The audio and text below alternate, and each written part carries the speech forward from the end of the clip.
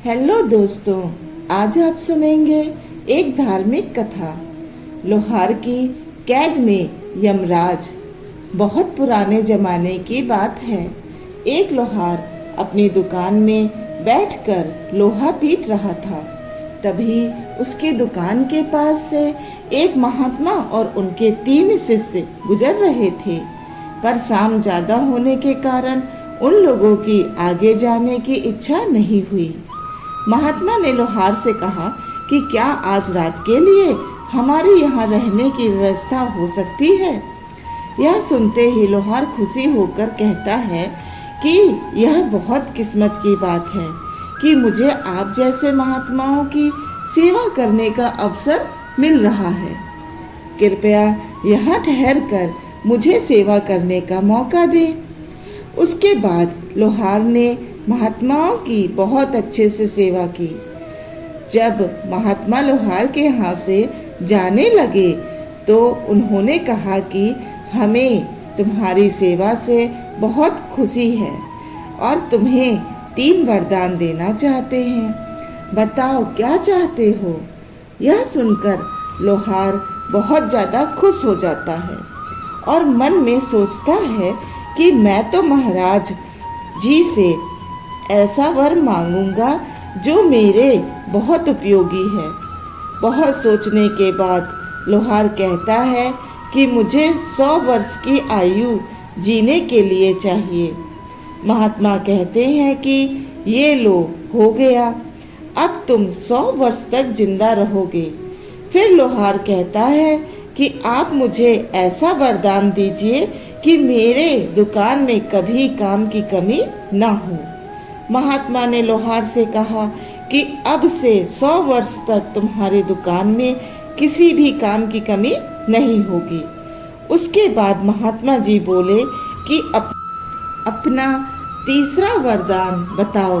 लोहार को कुछ समझ में नहीं आ रहा था कि वह क्या वर ले। जल्दी बाजी में कह दिया कि इस कुर्सी में जो भी बैठेगा वह मेरी मर्जी के बिना नहीं उठ पाएगा, ऐसा वरदान दीजिए। महात्मा जी ने यह वरदान भी उसे दे दिया और कहा कि आज के बाद जो भी इस कुर्सी पर बैठेगा वह तुम्हारी मर्जी के बगैर नहीं उठ पाएगा। और महात्मा जी आगे चले गए। लोहार की जिंदगी खुशी से चलने लगी थी, क्योंकि वरदान की वजह से उसके पास काम की कमी नहीं थी, जिससे वह ढेर सारा धन कमा रहा था। साथ ही वह बहुत दिनों तक जवान रहा।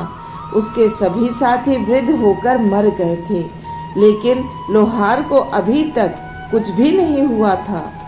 जैसे ही 100 वर्ष पूरा होने ही वाला था कि यमराज आते हैं और लोहार से कहते हैं कि तुम्हारा वक्त पूरा हो चुका है, चलो मेरे साथ। पर लोहार अपनी होशियारी दिखाता है और यमराज से कहता है कि मुझे थोड़ा सा काम है।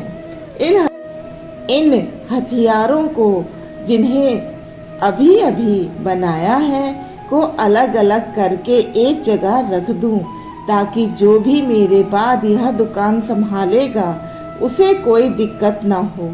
लोहार यमराज जी को उसी कुर्सी पर 2 मिनट बैठने का आग्रह करता है। जैसे ही यमराज उस कुर्सी पर बैठते हैं, लोहार बहुत ज़्यादा खुश हो जाता है। वह बहुत जोर जोर से हंसने लगता है और कहता है कि अब आप मेरी मर्जी के बगैर तो उठ भी नहीं पाएंगे, तो अब आप मुझे मेरी मृत्यु तक कैसे लेकर जाओगे। उसके बाद लोहार वहाँ से चला जाता है और खुशी खुशी अपने घर में जाकर पार्टी करने के बारे में सोचता है। पार्टी करने की वजह से ही वह मुर्गे को काटने के लिए खोजता है। मुर्गा मिलने पर वह उसे काटता है, परंतु मुर्गा वापस जुड़ जाता है, क्योंकि यमराज जी को तो उसने कुर्सी पर बैठाकर कैद करके रखा था। इस कारण से पूरी दुनिया में किसी की भी मृत्यु उस वक्त नहीं हो रही थी। फिर उसके बाद लोहार ने एक बकरा मंगाया। उसने कहा कि चलो इस बकरे की मीट से आज हम पार्टी करेंगे। उसने जैसे ही बकरे को काटने की कोशिश की, बकरा नहीं कटा और वापस जुड़ गया और फिर वहां से भाग गया। उसके बाद लोहार सोचता है कि इस दुनिया में तो किसी की मृत्यु हो अभी नामुमकिन है। लोहार को मरने की बिल्कुल भी इच्छा नहीं थी। उन्होंने सोचा कि चलो मैं दाल चावल और प्राकृतिक चीजें खाकर ही गुजारा कर लूँगा, लेकिन मैं अपनी मृत्यु नहीं होने दूंगा। यमराज जी को उस कुर्सी पर बैठे बैठे करीब 1 साल बीत गए थे। पूरी दुनिया में तबाही का मंजर था, क्योंकि किसी की भी मृत्यु न होने के कारण आसमान पूरी तरह से मच्छर मक्खियों से काला पड़ गया था। उसके बाद खेतों खलिहानों में तितलियां और मधुमक्खियां तथा अन्य जानवरों की संख्या बहुत ज़्यादा हो गई थी, जिस कारण से खेत खलिहान के सभी फसलें एक दिन में ही ये सब खा जाया करते थे। पूरी पृथ्वी पर बहुत ज़्यादा जहरीले सांप पैदा हो गए थे और बहुत ज़्यादा बड़े बड़े सांप हो गए थे, क्योंकि उनकी मृत्यु भी नहीं हो रही थी। अब तो पूरी दुनिया के लोगों का जीवन जीना और मुश्किल हो गया था। यह सब देखकर लोहार को अपने किए पर पछतावा होता है और वह कहता है कि मैंने बेकार में यमराज को उस कुर्सी पर बैठा रखा है, जिस कारण पूरी दुनिया तहस नहस हो गई है। फिर वह कहता है कि मुझे तो मौत का मजा चखना ही है, क्यों न मैं पूरी दुनिया को बचा लूं।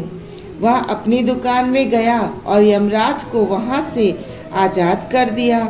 यमराज आज़ाद होते ही वह बहुत गुस्से में थे और लोहार को पकड़ा और ऊपर लेकर चले गए। उसके बाद धीरे धीरे पूरी दुनिया में सभी की मृत्यु होने लगी थी और फिर दुनिया सामान्य हो गई थी।